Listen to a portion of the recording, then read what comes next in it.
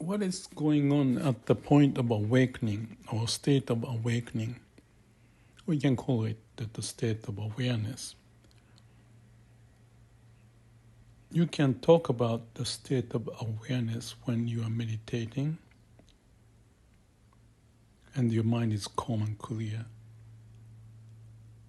and the mind doesn't move. So into the zone and some call flow state. Whether it's sitting meditation or riding on the bicycle or swimming or jogging, runner's high, essentially they all seem very similar, if not the same. The mind is free. So that awareness state is a foundation, and that's why I talked about the human brain computer model, HBC model. Also related to that was the two universes that we have, the mind universe and whatever is happening in the universe following the law of nature. That's the bigger, ultimate, infinite universe, infinite intelligence manifesting every moment. But our mind has limitation to use the logic, words. But when we get into delusion, we are caught up in the mind.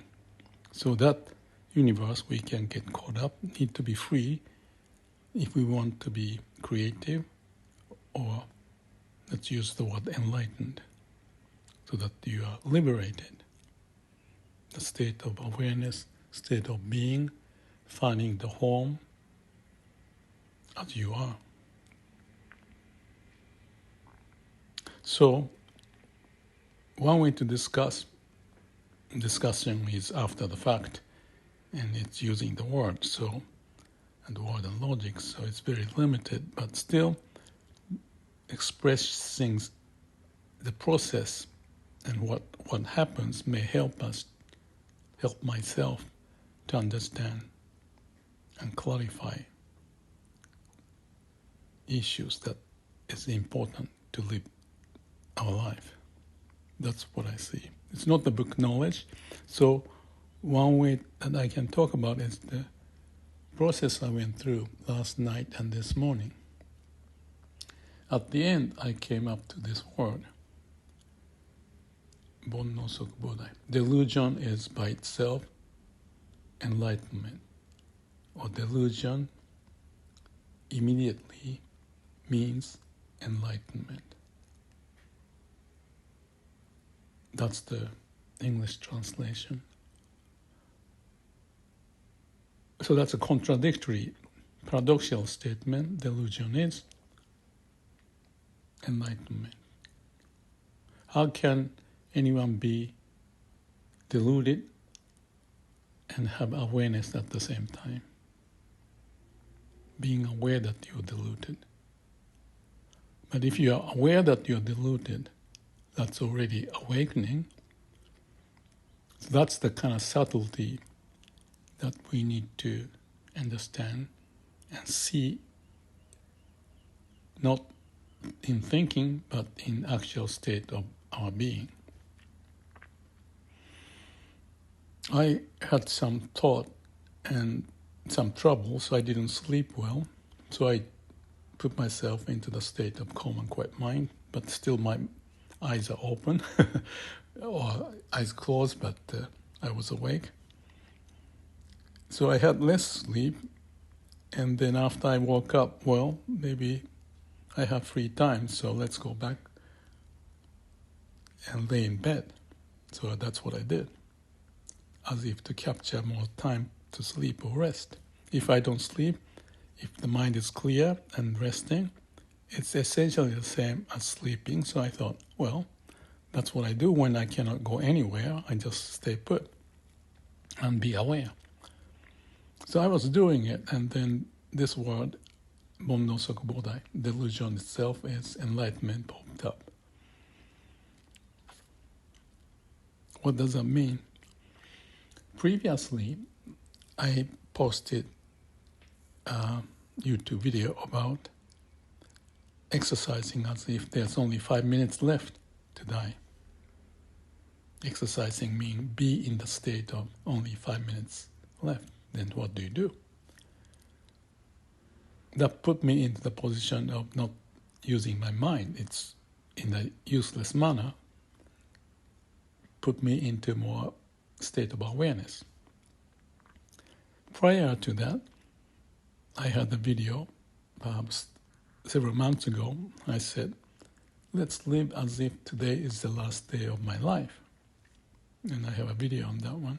So this is the extension or getting closer to death that I put myself, not just one day, but focus on 5 minutes, and I can do this multiple times in a day, so that I'm more on track, so that I won't deviate from being aware of what's going on. But that night, it didn't work well.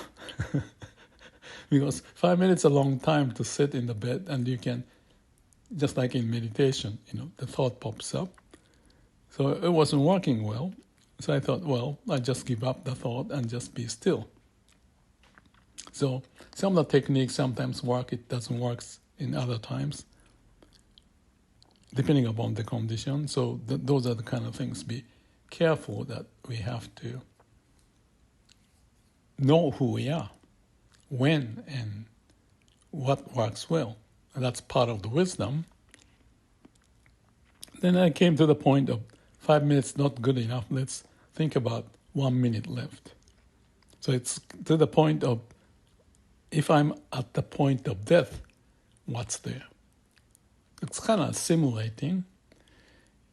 I think that was Shosan Suzuki who said, learning from death. I may have put some video on that one.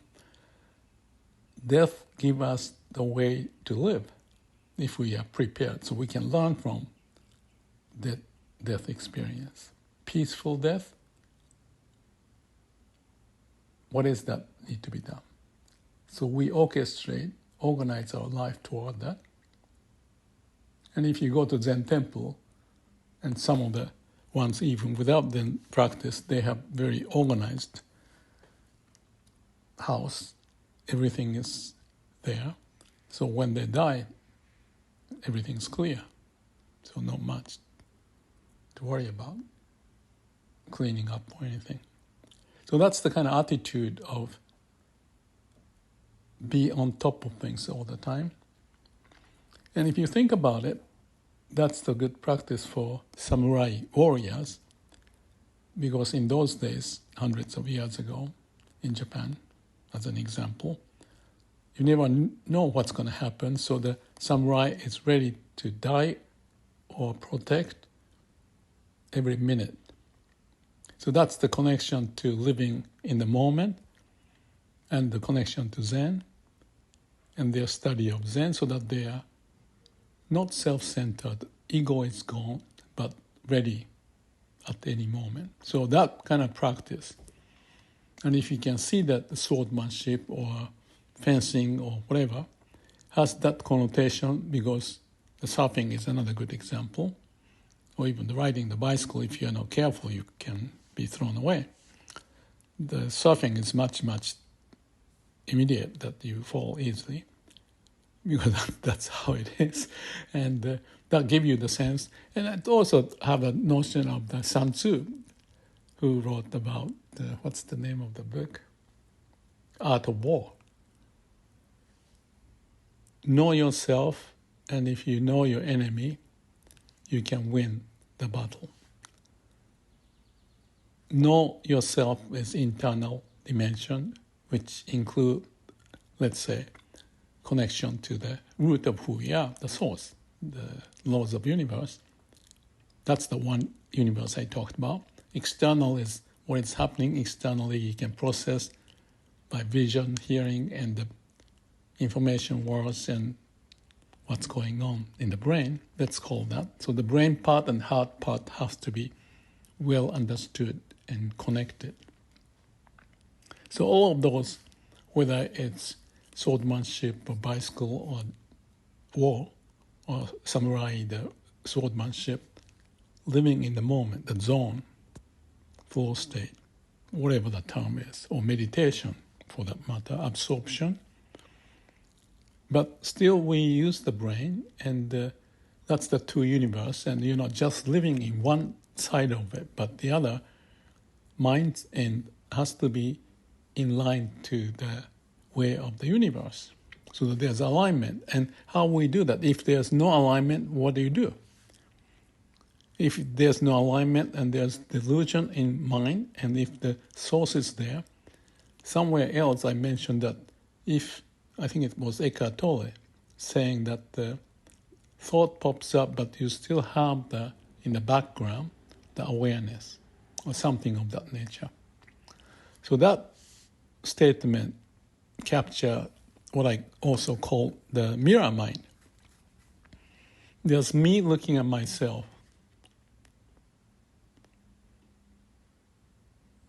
Why there are two me's. One is observer, and the other one is observed by the other me. And if the other me is the law of the universe, so that you reflect yourself in relation to the core of our being, the mind is understanding how it reflects, and vice versa. Mind to the core of our being, and the core of being to mind, or you can call the word God, and myself. Relationship I mentioned about Brother Lawrence living with God in the kitchen, working and connecting. And in a dynamic manner we do it, but in an instantaneous manner, if we get to this state, that mirror mind, you have the situation going on in the mind, but you see it, but you're not reacting to it. Therefore, the mirror is not clouded.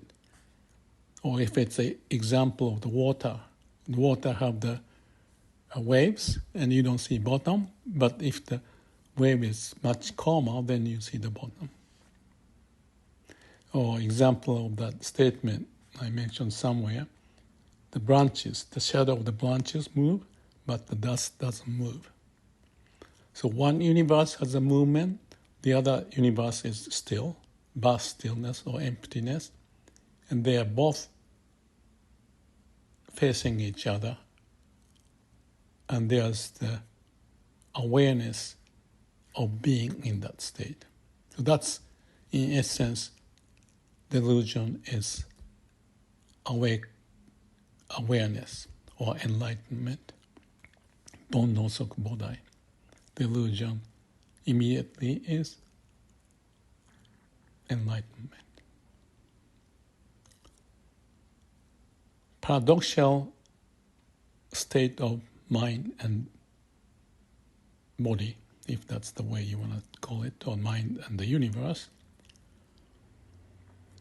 can have the coexisting moment if we have that eye or the mirror mind, a state where you have that, I mentioned the background, awareness, it's always functioning. And to know that state is the discovery, and by itself it's awakening. And that's the experientially processed wisdom that may have to be gained or captured as we live, so that we don't get into the ditch, trap into this hole, or whatever. Or in the case of the surfing, instead of getting lost, you stay on top and ride the wave of the universe to navigate our life. As in surfing, we make mistakes, but we learn to pick up the skill. I posted the Mirror Mind in one of the YouTube a few years ago, maybe several years ago. I may need to look into it, what I said. But the notion of mirror, observer and observed, two universes, and the connection in the paradoxical situation, we can find it. There's a famous saying by DAisetz Suzuki. It is called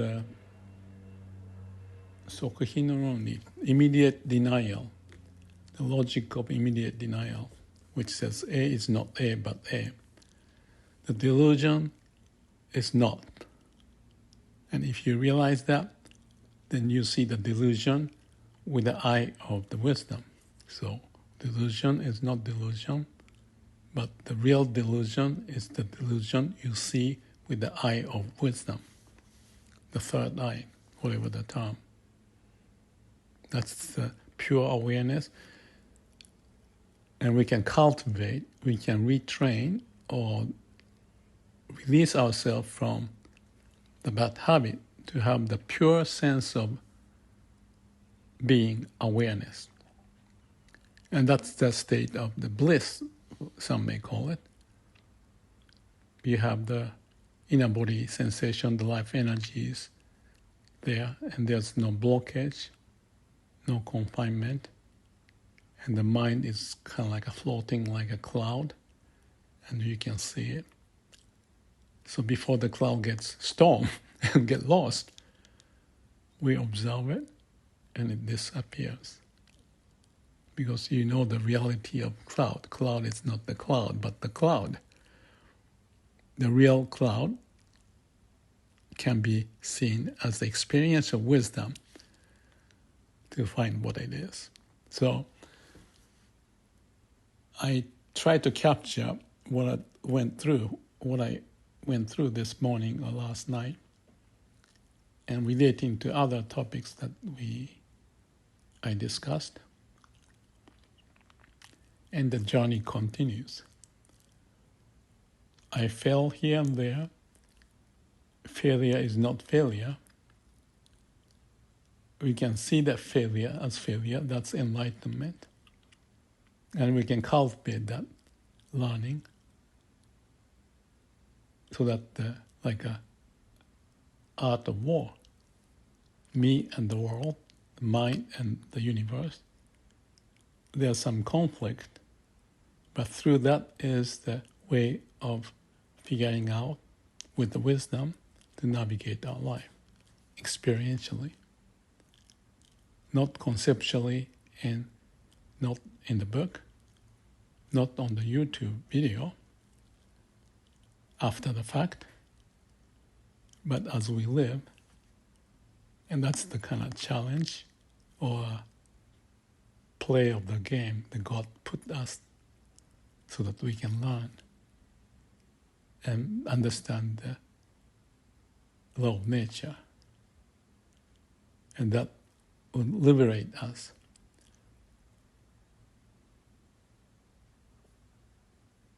Possibly, if we can do it. There's no way, by the way. You let go of we and the self-interest. So that's the paradoxical statement.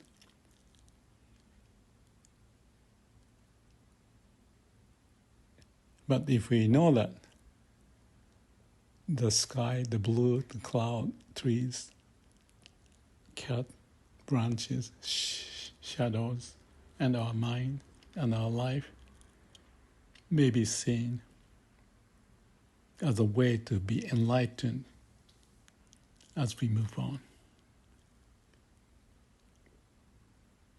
and be awake, be happy.